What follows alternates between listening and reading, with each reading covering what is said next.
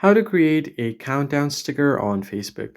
Hey guys, welcome back to the channel. In today's video, I'll show you how you can create a story with a countdown on Facebook. Now let's just jump right in.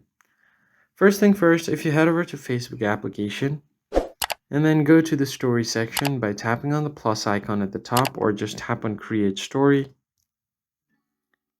Now if you go ahead and tap on the sticker icon at the top right, you will not have an option for a countdown. So what you need to do instead is open Instagram, tap on Instagram, and then go to story section by tapping on your story or just swipe right on your screen.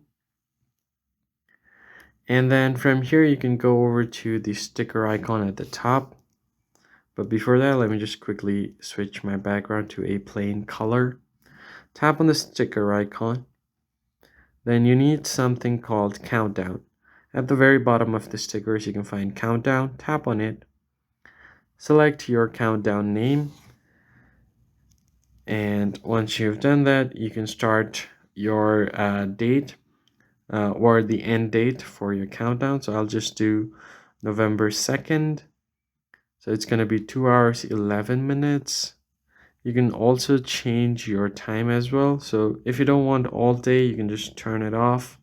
And then you can change the time as well. So I'll just do November 2, 9:15 a.m. and then tap on done. As you can see here, the countdown is 11 hours out. So you can just go ahead and post it to your story. But before you do that, make sure that your Facebook account is connected to Account Center. Tap on the arrow.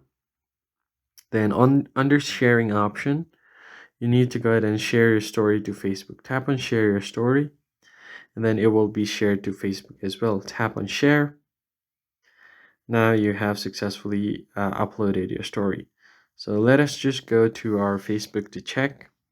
Let's just go over here, go back, discard the story, and then I'm gonna just go back, refresh my page.